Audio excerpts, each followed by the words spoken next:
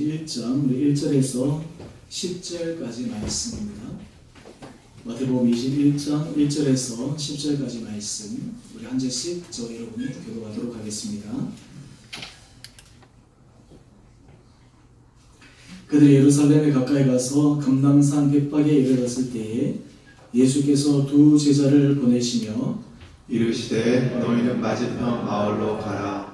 그리하면 곧 매인 나귀와 나귀 새끼가 함께 있는 것을 보리니 풀어 내게로 끌고 오라. 만일 누가 무슨 말을 하거든 주가 쓰시겠다 하라. 그리하면 즉시 보내리라 하시니 이는 선지자를 통하여 하신 말씀을 이루려 하심이라. 일러스되 시온 딸에게 이르기를 내 왕이 내게 임하나니 그는 겸손하여 나귀 곧 몽에 매는 짐승의 새끼를 탔도다 하라 하였느니라. 제자들이 가서 예수께서 명하신 대로 하여 나귀와 나귀 새끼를 끌고 가서 자기들의 겉옷을 그 위에 얹음에 예수께서 그 위에 타시니 무리의 대다수는 그들의 겉옷을 길에 펴고 다른 이들은 나뭇가지를 베어 길에 펴고 앞에서 가고 뒤에서 따르는 무리가 소리 높여 이르되 호산나 다윗의 자손이여 찬송하리로다. 주의 이름으로 오시는 이여 가장 높은 곳에서 호산나 하더라. 예수께서 예루살렘에 들어가시니 온 성이 소동하여 이르되 이는 누구냐 하거늘. 아멘. 오늘 종료주일 우리 이부 예배 나오신 우리 모든 성도님 한 분 한 분들을 다시 한번 주님으로 축복합니다. 이 종료주일은 이제 예수님께서 십자가를 지시기 위해 예루살렘으로 들어가는 그 날을 기념하는 주입니다. 특별히 사순절의 6번째 주간이기도 하면서 이 종료주일에는 많은 사람들이 예수님을 메시아로 계승하는 왕처럼 환영의 뜻을 담아서 종려나무 가지를 흔든 데서부터 이 종료주일이라 기원하게 되었습니다. 때로는 이 주일을 호산나 주일이라고 이야기도 하는데요. 사실 이것은 예수님께서 예루살렘에 입성하실 때 많은 사람들이 호산나라고 외친 그 외침으로 인해서 붙여진 이름이기도 합니다. 유대 역사학자 요세푸스에 의하면 당시 예루살렘에 모인 사람들의 대략적인 숫자가 많게는 400만 명, 적게는 한 200만 명, 이 정도의 많은 사람들이 그때 모여서 예루살렘에 입성하시는 예수님을 환영했다라고 이야기를 합니다. 200에서 한 400만 명의 그 수많은 무리들이 환호하는 가운데 예수님께서 이 예루살렘에 입성하셨을 때 어떤 의미에서는 승리의 장군이 계승하는 것과 같고 또한 동시에 많은 사람들에게 이제 새로운 세상, 새로운 역사가 열리겠구나라고 하는 엄청난 기대가 주어지는 시간들이기도 했습니다. 하지만 이 종료주일은 어떤 의미에서는 환호와 기쁨과 어떤 의미에서는 정말 충만한 사람들의 칭송이 넘치나는 그러한 주이기도 하지만 또한 동시에 이 종료주일은 고난주간의 시작이기도 합니다. 오늘 저는 그래서 오늘 말씀을 통해서 제가 예전에 이 말씀을 통해서도 한번 말씀을 드린 적도 있고 한데 오늘 특별히 이 말씀 가운데 우리가 종료주일을 맞이하면서 하나님께서 우리들에게 어떤 마음의 자세로 그리스도인들이 살아가야 될 것인가 라고 하는 것을 말씀을 통해서 함께 묵상해 보기를 원합니다. 우리 지난주에 우리 전직 대통령이 구속되는 그런 사건들 보면서 참 마음이 안타깝고 또 그 가족이 우는 모습을 보니까 참 마음이 그렇게 좋지도 않고 그러면서 또 여러 가지 또 일들이 일어나는 거 보면 그 기록 보고되는 걸 보면서 참 마음이 무겁기도 하고 그래서 저는 그걸 보면서 한 전직 대통령이 구속됐다라고 하는 것보다 참 더 가슴이 아픈 것은 바로 기독교인의 대표성을 띤 어떤 장로님으로 또 그리고 한국의 대표적인 교회의 교인으로서 사람들에게 자칫 잘못하면 이 그리스도인 기독교인 어떤 교회 직분자에 대한 그러한 이미지들이 많이 이게 손상되는 부분에 대해서 참 마음이 아팠습니다. 오늘 이 시대에 있어서 우리가 그리스도인이라고 하는 이 칭호는 사실 요즘 매스컴도 그렇고요, 인터넷도 그렇고 어떤 의미에서 굉장히 적대적인 어떤 그러한 사람들에 의해서 참 기독교가 평화되고 어떤 의미에서 참 그리스도인으로서 이 땅 가운데서 당당하게 살아가는 것이 쉽지 않은 그러한 상황 가운데 처해 있는데 오늘 우리들이 참된 그리스도인으로서 어떻게 우리의 주어진 상황 가운데서 힘있는 그리스도의 삶의 모습을 살아갈 수가 있을까? 우리가 이 세상을 살아가면서 믿지 않는 사람들과 똑같은 삶을 믿지 않는 사람들과 똑같은 사고방식으로 살아가는 것이 아니라 우리가 어떻게 하나님 앞에서 구별된 삶으로 살아갈 수 있을 것인가? 오늘 우리가 그러한 부분을 오늘 말씀을 통해서 또 여기 등장하는 인물들을 통해서 우리가 함께 살펴보기를 원합니다. 오늘 제가 설교 제목을 종료주일의 의미라고 잡았는데요. 오늘 이 종료주일의 의미라고 하는 이 부분에는 오늘 우리가 종료주일을 맞이하면서 오늘 우리가 종료주일날 우리 그리스도인들이 가져야 될 이 마음의 자세가 어떠한가 라고 하는 것을 오늘 말씀을 통해서 우리가 세 가지로 함께 살펴보기를 원합니다. 먼저 첫 번째는 이 종료주일은 우리가 하나님 앞에 우리 자신의 삶을 순종하기로 결단하는 주입니다. 이 종료주일은 다른 말로 하면 내가 어떻게 하나님 앞에서 거룩한 순종의 삶을 살아갈 수 있을 것인가 라고 하는 것을 다시 한번 되새겨보는 시간입니다. 오늘 마태복음 21장 우리 1절 2절을 보니까 이제 예수님께서 예루살렘에 입성하시기에 앞서서 두 제자를 보내십니다. 그러면서 맞은편 마을로 가서 나귀와 나귀 새끼를 끌어오라 라고 말씀을 하십니다. 여러분, 예수님은 굉장히 합리적이고 상식적인 분이시지 않습니까?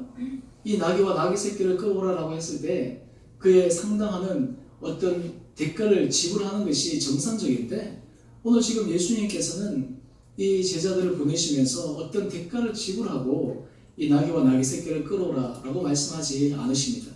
그러면서 21장 3절을 보면 혹시나 만일 누가 왜 이 나귀와 나귀 새끼를 끌어가느냐 라고 질문을 하면 이렇게 대답하라고 알려주십니다. 주가 쓰시겠다 하라. 다른 것이 아니라 주가 쓰시겠다 하라 라고 말씀을 전하고 그 나귀와 나귀 새끼를 데리고 오라 라고 하는 것입니다. 만약에 여러분들이 제자들이었다면 예수님께서 말씀하신 이 부분에 대해서 어떻게 반응했겠습니까?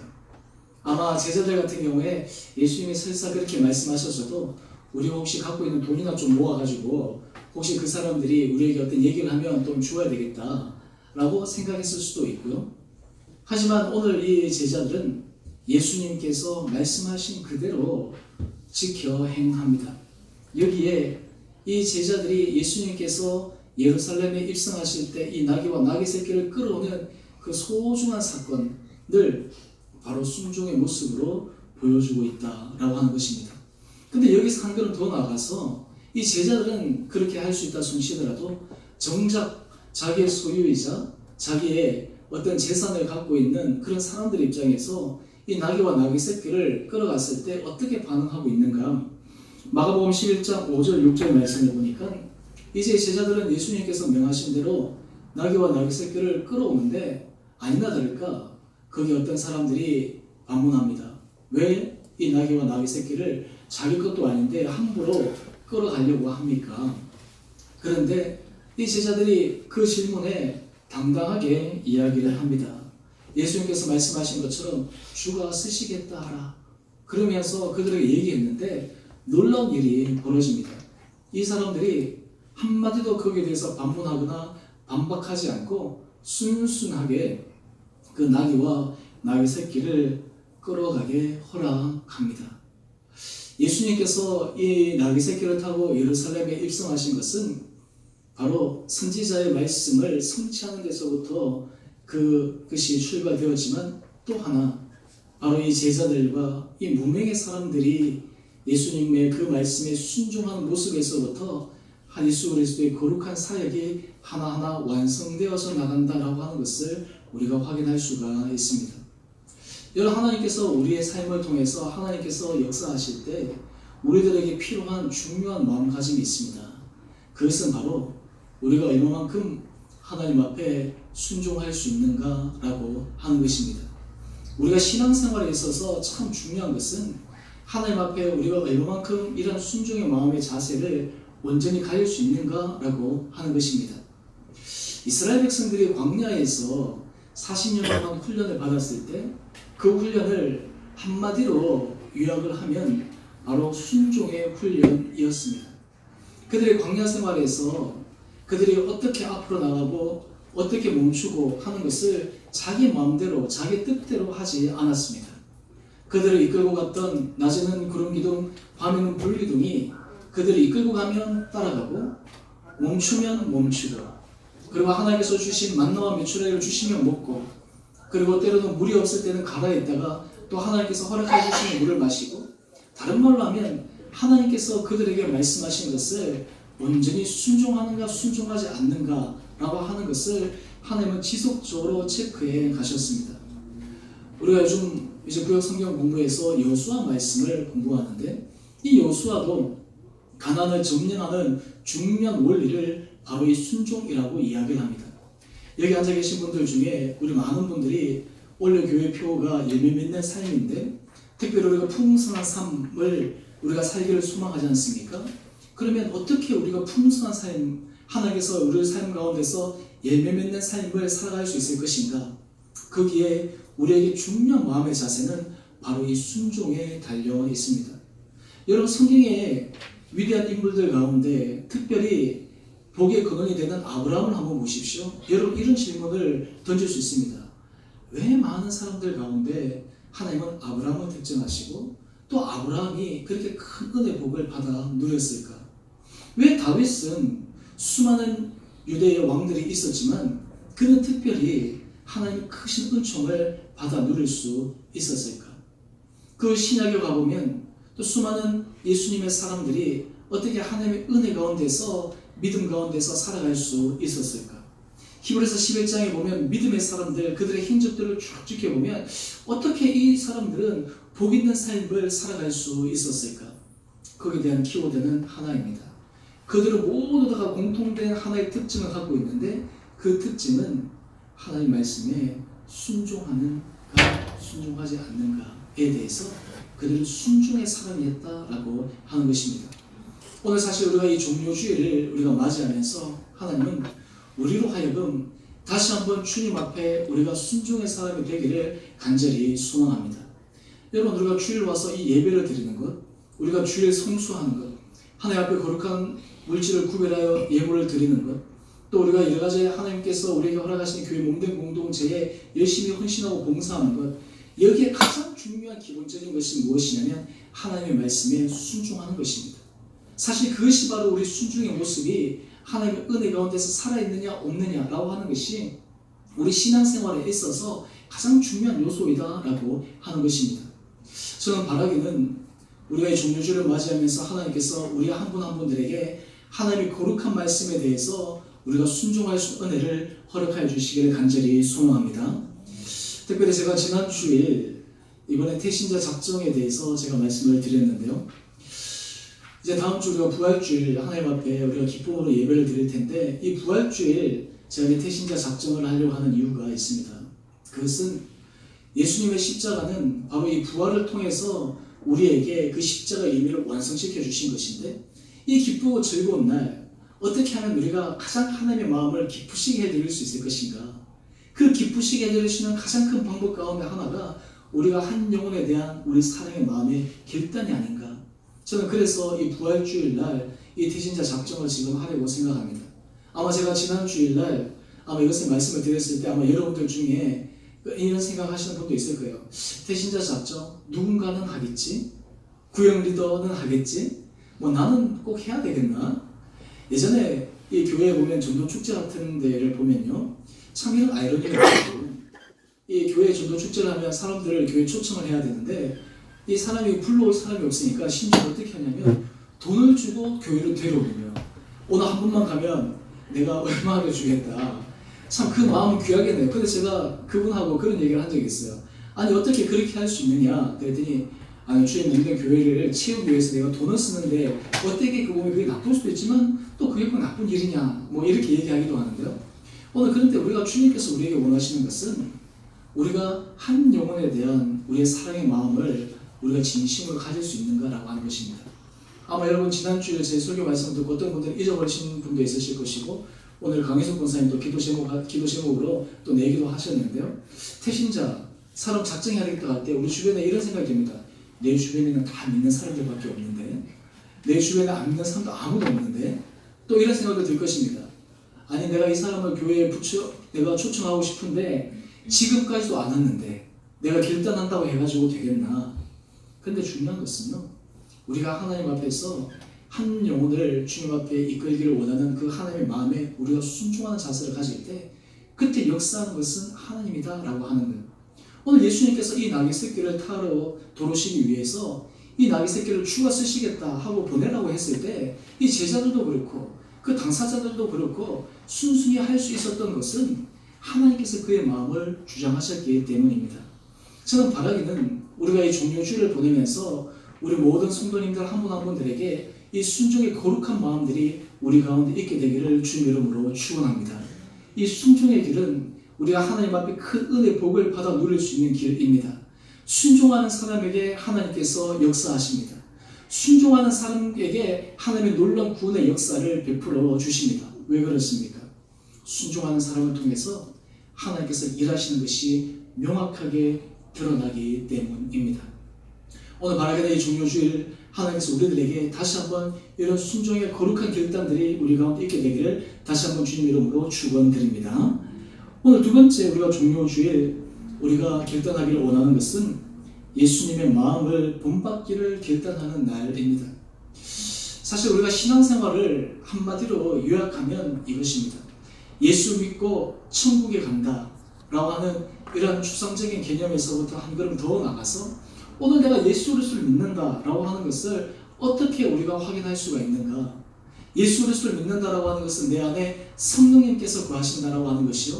또 다른 말로 하면 내 안에 예수 그리스도를 닮아가고 싶은 마음이 우리 가운데 날마다 더 일어나고 있는 것이다 라는 겁니다. 오늘 종료주일은 우리가 예수님의 마음을 본받기를 결단하는 날입니다. 그러면 어떤 예수님의 마음을 본받아야 되겠습니까? 어떤 예수님의 모습을 우리가 본받아야 하겠습니까? 오늘 마태복음 21장 5절 말씀을 보니까 오늘 이것을 인용하면서 이렇게 얘기합니다. 시온 딸에게 이르기를 내 왕이 내게 임하나니 그는 겸손하여 나귀 곧 멍에 매는 짐승의 새끼를 탔도다 하라. 오늘 지금 수백만의 사람들이 예수님을 호산나 하면서 찬송하고 칭송하고 있는 그 스프라이트를 받는 정점에 있는 그 예수님은 정작 나귀 새끼를 타고 들어오시면서 겸손의 모습, 겸손의 왕의 모습을 우리들에게 보여주고 있다라고 하는 것입니다. 여러분이 종료주일을 맞이해서 우리 마음 가운데 예수님께서 보여주신 가장 큰 이 겸손의 마음이 우리 가운데 있어야 합니다. 예수님께서 겸손하시다라고 하는 것은 본질적으로 이렇게 설명할 수가 있습니다. 예수님은 하나님이십니다. 그런데 이 하나님이 인간의 몸을 입고 오셨어요. 뿐만 아니라 인간 세상 가운데서도 높은 자리로 오신 것이 아니라 가장 낮고 낮은 자리로 오셨습니다. 예수님의 공생의 사역을 보면 예수님은 때로는 굶주리기도 하셨고 심지어는 여우도 굴이 있는데 예수님은 쉴 곳이 없다라고 말씀하실 정도로 예수님의 그 마음은 적막한 가운데서 이 공생의 시간들을 보내기도 하셨습니다. 그 예수님의 모습을 빌립보서에는 바로 예수님의 겸손함이라고 우리에게 설명하고 있습니다. 그래서 빌립보서 1장 5절은 이렇게 우리에게 고명하고 있습니다. 너희 안에 이 마음을 품으라. 곧 그리스도 예수의 마음이니. 여러분 하나님 앞에서 우리가 가져야 될 가장 중요한 마음은 바로 예수의 마음인데 겸손의 마음입니다. 잠언서의 말씀을 보면 패망의 지름길은 교만이라고 이야기를 합니다. 하지만 하나님의 놀라운 은혜 복을 받는 사람의 특징은 겸손의 사람이다 라고 하는 것입니다. 여러분 겸손의 사람은 어떤 사람입니까?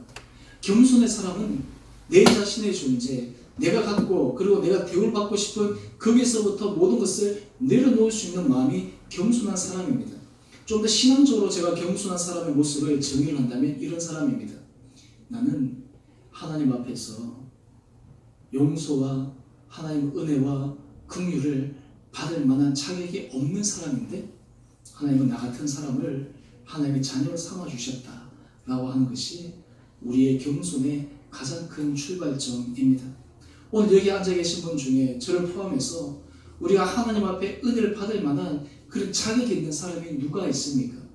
우리가 사실 하나님 앞에 헌신한다 하더라도 그것이 50보 100보에 지나지 않지 실제로 우리가 속껍질을 칵 뒤집어내보면 하나님 앞에 그저 부끄러운 모습밖에 없지 않습니까?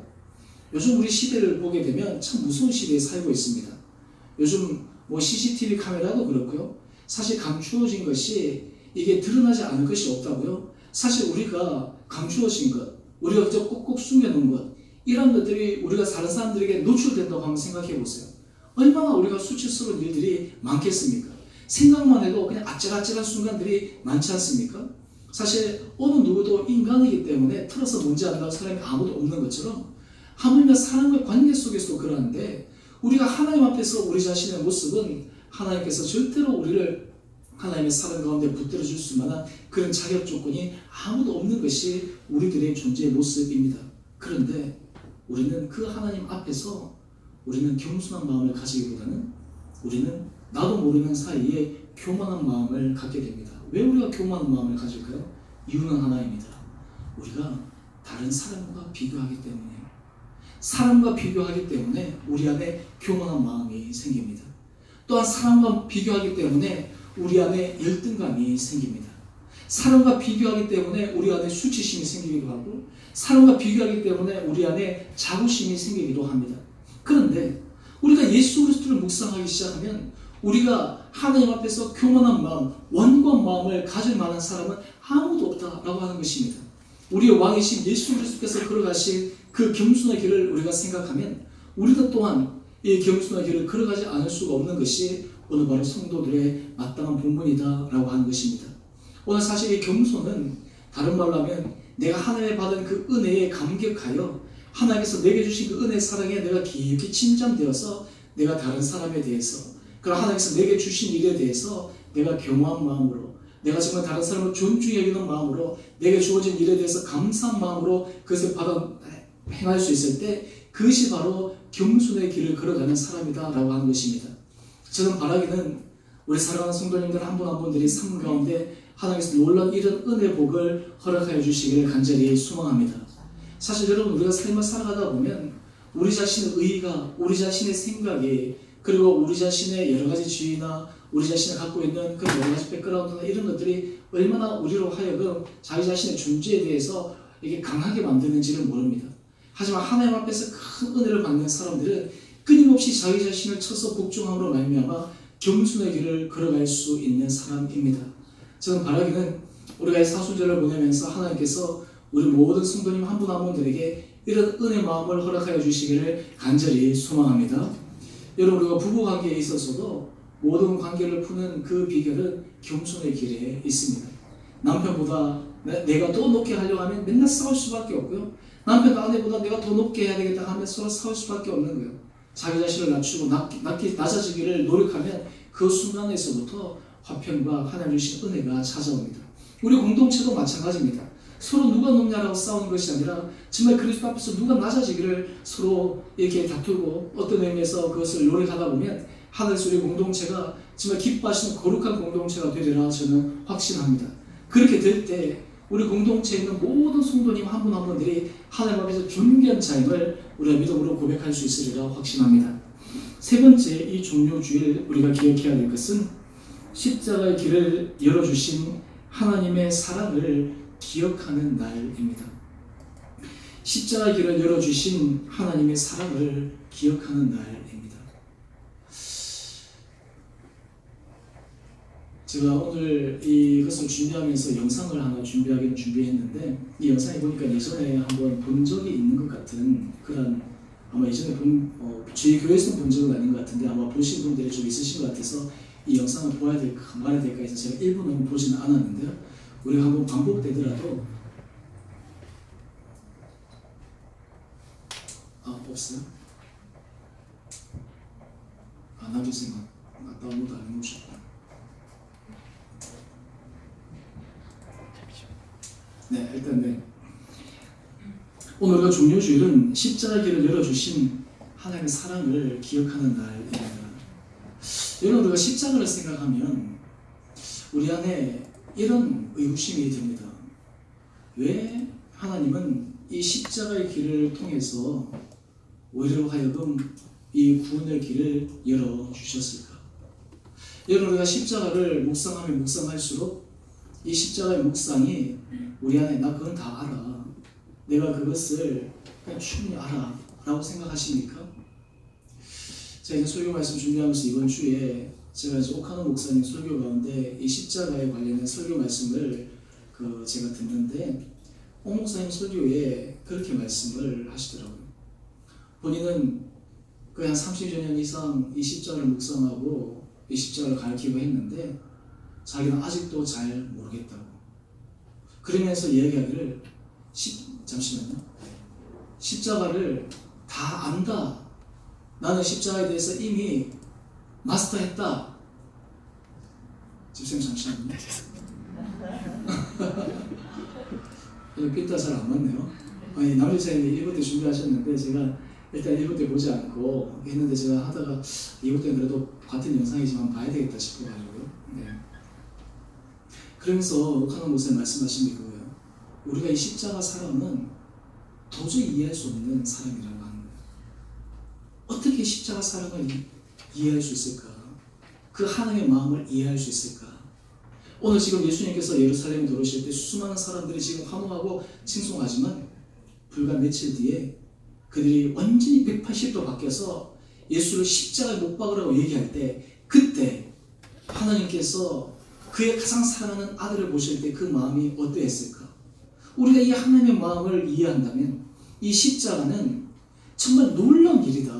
이 십자가는 정말 놀라운 사건이다 라고 하는 것을 우리가 다시 한번 생각해야 합니다. 많은 사람들이 십자가는 그냥 그저 우리 기독교의 핵심이라고 하는 것을 지식적으로 알고 입술로 고백하기만 했지 그것이 얼마나 중요한 것인가에 대해서 우리가 관념하며 살아갈 때가 얼마나 많습니까? 하지만 이 십자가의 사랑을 통해서 우리가 기억해야 될 것은 그것을 통해서 우리에게 베풀어 주시는 하나님의 놀라운 사랑입니다. 우리 이 영상 한번 보실까요? 네.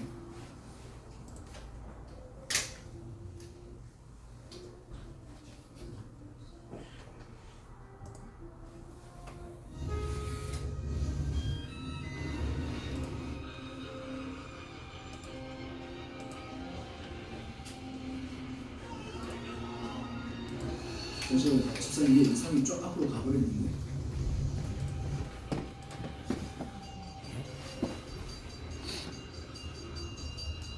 우리 남집사님 왔습니다.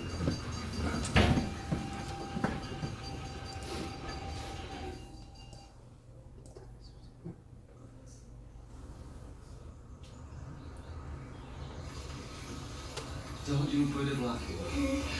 Za 30 minut po tebe přijdu a půjdeme nahoru a zapojíme pouštěčku pátka, jo? Položíme most. No, mostem položíme most, jo? 30 minut sedět, nikam neběhat. Jasný? Jasno. Tak jo. Tak čau.